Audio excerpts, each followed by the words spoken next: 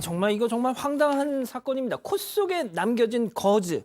이거 이제 의료 사고와 관련된 사건이죠? 맞습니다. 이 사건 피해자는 광주의 한 종합병원에서 코 수술을 받게 되는데요. 이 코 수술은 비염과 축농증 치료를 위한 코 성형 수술이었습니다. 지난 2019년 8월 2일 광주의 한 종합병원에서 치료를 받게 되는데요.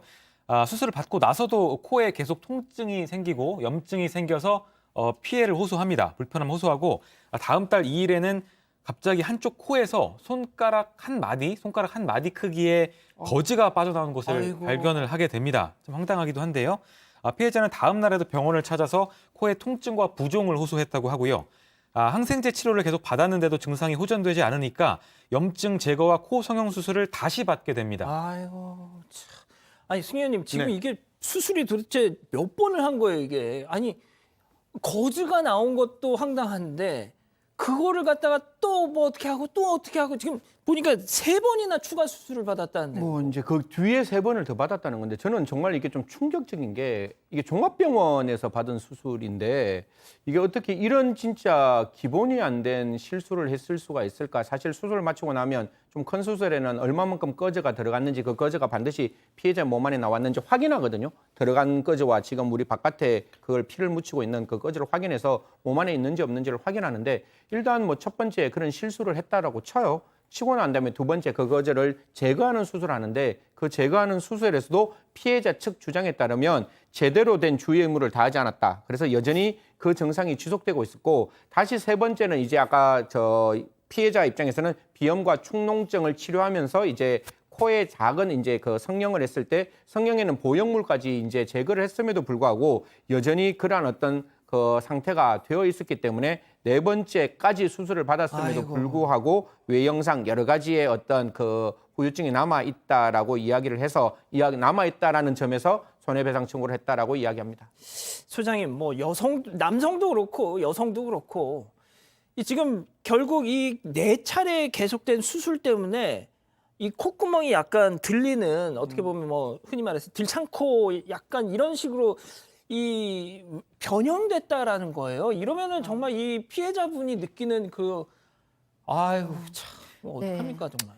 이 정도 되면은 뭐 정말 트라우마가 되는 거죠. 그러니까 이 비염이라서 수술을 받았다는 거죠. 뭐 저도 비염이라서 이 비염 수술을 받고 싶다라는 생각이 들 때도 사실 많거든요. 근데 무서워서 사실은 못 받아요. 근데 이 여성은 이제 받기로 결정했죠. 얼마나 괴로우면. 그런데 이 괴로움이 한 10배쯤 10배, 100배 더해진 거죠. 그러니까 그 비염도 낫지 않았을 뿐만 아니라 염증이 생겨서 계속 수술을 받았어야 됐고 그다음에 거기에 그 염증이 얼마나 심했는지 코 모양이 완전히 바뀌어버린 거잖아요. 그러니까 외형적인 스트레스와 내 그 아픔의 스트레스, 몸의 아픔 이런 2~3배의 고통까지 합쳐져서 굉장히 좀 정신적으로 스트레스와 그 트라우마가 됐을 것 같습니다. 예.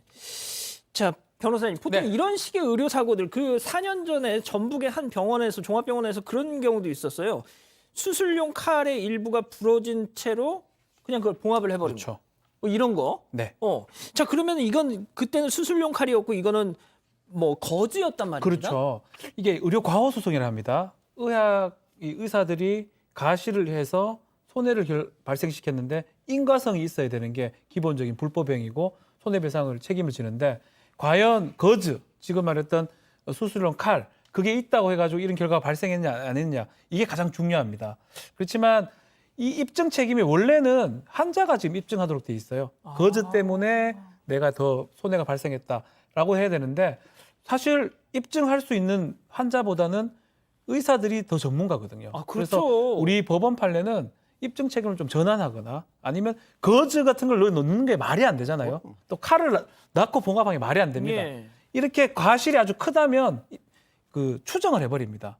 인과관계가 인정된다고 추정을 해버리는 그런 판례들이 많습니다. 이 사건도 비슷합니다. 거즈로 인해서 농양이 이제 고름이죠. 고름이 생겼을 가능성이 높거나 배제할 수 없다. 정확하진 않습니다. 그렇지만 예. 그런 감정 결과를 종합해 보면 이 의료진 가실로 인해서 수술 부위에 염증이 일어났고 그거를 통해서 코의 변형이 이루어졌다. 그렇기 때문에 의료진의 과실하고 결과하고 인과관계가 있다라고 법원은 본 것입니다. 승 의원님, 그런데 보통 의료 사고가 나면 보통 병원 측이 많이 유리하잖아요. 아무래도 뭐 비밀적인 이야기들이 많고 우리가 알 수 없는 부분들이 많으니까요. 예. 피해자 측이. 예. 자, 그리고 심지어 그랬습니다. 앞서 뭐 이렇게 그런 경우가 있나 봐요. 뭐 수술 도구 일부를 몸속에 남겨놓고 이렇게 하는 경우에는 위험한 위치에 있는 게 아니라면 수술 중 몸에 남은 그 도구를 무리하게 꺼내기보다는 그대로 두는 게 안전해서 그냥 봉합하는 경우가 있다는 거예요. 아니 그럼 말이야 쉽지. 그 당하는 입장에서는 그게 가능한 일입니까? 그게 아니 그리고 지금 이 경우도 의사 책임을 뭐 100% 인정한 건 아니었다고 하던데. 사실 이제 의사 쪽 그러니까 종합병원 의사 측 과실을 90%를 인정하면서 아마 이게 자연 법칙의 문제인 것 같아요. 그러니까 분명히 법원의 입장에서는 그 거주로 인해서 이 환자가 충분히 이러한 상태로 갔다는 점은 어느 정도 입증이 된다 할지라도 자연 현상에서 그 어떤 위험을 완전히 배제하는 것은 현실적으로 어려울 수 있다는 점. 그리고 이 이외의 다른 요소에 의해서 이러한 어떤 염증 반응이 일어날 수 있는 가능성이 존재할 수 있다는 점 때문에 한 90% 정도의 과실 책임만 묻고 10%는 피해자 측에 이제 그 과실을 물었는데요. 사실 피해자에서 요청했는 금액보다 조금 작은 금액인 1억 4천을 배상했다고 하는데 이런 부분에 있어서 정말 자연 법칙 때문에 10%의 여지를 두는 게 과연 맞는 건지 아니면 이런 경우에 100%그 병원 측 책임을 묻는 게 맞는 건지는 참 고민되는 영역 중에 하나입니다. 자, 박 변호사님, 네. 지금 우리 가족 여러분들이 야, 세상에 이게 무슨 이런 경우가 다 있냐. 지금 약간 좀 어이없어 하시는데 자, 일단 좀 이런 상황이 벌어졌을 때 우리가 대응할 수 있는 그렇죠. 거. 의료사고죠. 의료사고가 났을 때 두 가지 정도가 있습니다. 형사 고소가 가능해요. 업무상 과실치상, 사망한다면 업무상 과실치사도 가능하고요. 아니면 불법행위에 의한 손해배상 청구 두 가지가 가능한데 가장 중요한 거는 증거를 좀 확보하는 겁니다. 거즈나 이런 것들이 확보됐기 때문에 지금 손해배상 청구에서 이긴 거고요. 우리 법원은 누가 보더라도 과실일 때는 거의 인과관계를 인정해가지고 의사한테 불리한 판결을 많이 내립니다.